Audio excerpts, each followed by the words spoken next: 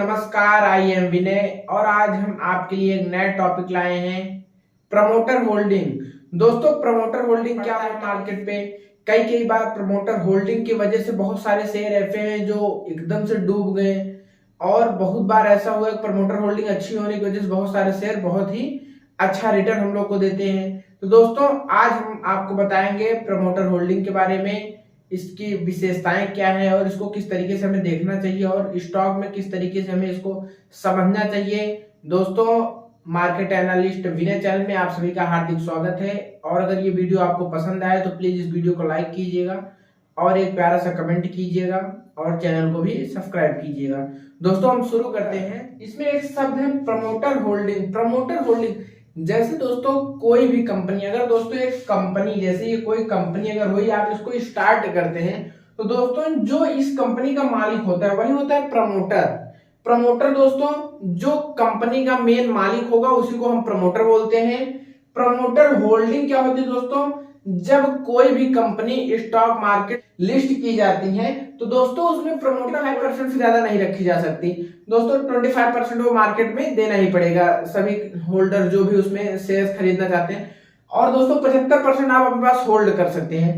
तो दोस्तों यही जो 75% या कुछ भी 50%, 40%, 45% जितना भी कंपनी का ओनर शेयर को होल्ड अपने स्वयं के पास रखता है, वो अपने लिए रखता है दोस्तों, वही होती है प्रमोटर होल्डिंग। प्रमोटर होल्डिंग जो इस कंपनी का प्रमोटर है अगर उसके पास कंपनी का 75% शेयर होल्डिंग उसके पास है या 60%, लगभग 50% के करीब है, तब भी दोस्तों वो बेहतर मानी जाती है, उसमें कोई दिक्कत नहीं है।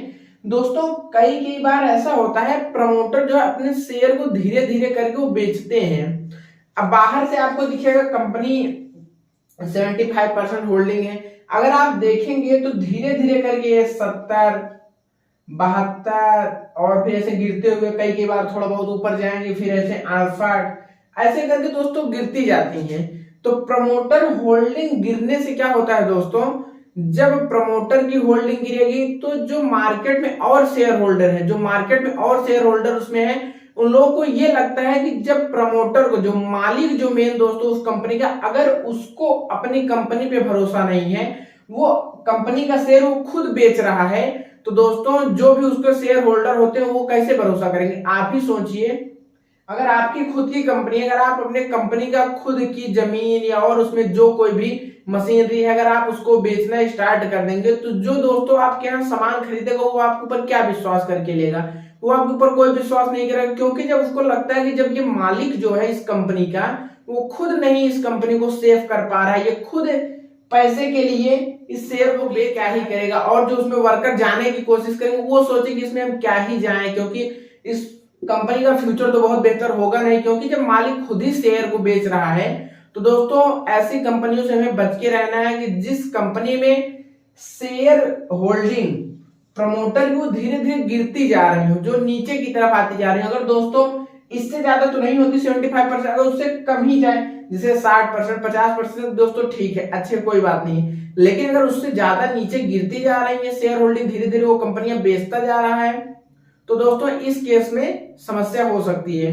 और प्रमोटर होल्डिंग जब भी अपने उस कंपनी का मालिक प्रमोटर होगा वो सेल करता है, तो मार्केट में दोस्तों जब ये प्रमोटर अपना शेयर सेल करेगा ना, तो बहुत ज्यादा शेयर मार्केट में बल्क में आ जाते हैं, बहुत ज्यादा आ जाते हैं, जिससे और खरीदने वाले जो भी शेयर होल्डर होते हैं उनको भी ये लगता है अगर ये मालिक अपने शेयर बेच रहा है तो हम इस शेयर में क्यों इन्वेस्टेड हैं, वो भी जाहिर सी बात है बेचना शुरू कर देगा। इससे क्या होता है दोस्तों? मार्केट जो उसकी होती है वो धीरे धीरे करके नीचे चली जाती है, क्योंकि जितनी बार प्रमोटर अपने शेयर को बेचेगा और जो उसके शेयर होल्डर होंगे उनको ऐसा फील होगा, उनको लगेगा कि जब मालिक अपने कंपनी में अपना भरोसा नहीं दिखा रहा है तो हम इस कंपनी में क्यों भरोसा दिखाएं। और जो मार्केट वाले होते हैं वो भी यही करते हैं। फिर दोस्तों क्या करते हैं, सब लोग अपना पैसा निकालना चालू कर देते हैं, तो जिससे क्या होता है मार्केट धीरे धीरे करके उस कंपनी की टूटती चली जाती है और जो है शेयर का भाव एकदम नीचे गिर जाता है। बहुत इंपॉर्टेंट चीज होती है जो हम लोग को पता नहीं चलता बाहर से दिखने में। दोस्तों कई बार ऐसा होता है दोस्तों, बाहर से दिखने में जैसे कंपनी के पास 60% प्रमोटर होल्डिंग है दोस्तों, देखने के लिए 60%, लेकिन कई बार प्रमोटर होल्डर जो होते हैं वो अपने शेयर को प्लेस बैंक से पैसा लेते हैं और अपने शेयर को उस कंपनी में गिरवी रख देते हैं या उस बैंक में गिरवी रख देते हैं जहां से वो पैसे लेते हैं, जहां से वो दोस्तों कर्ज लेते हैं।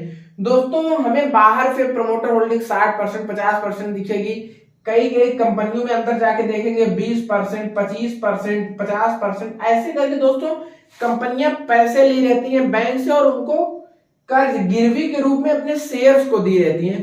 दोस्तों इस केस में जब प्रमोटर होल्डिंग प्लेज अगर उसके शेयर पे प्लेस्ड है, अगर वो उसका शेयर गिरवी है, तो दोस्तों इस केस में कंपनी की हालत आने वाले फ्यूचर में कई बार ऐसा होता है बहुत बुरी हो जाती है।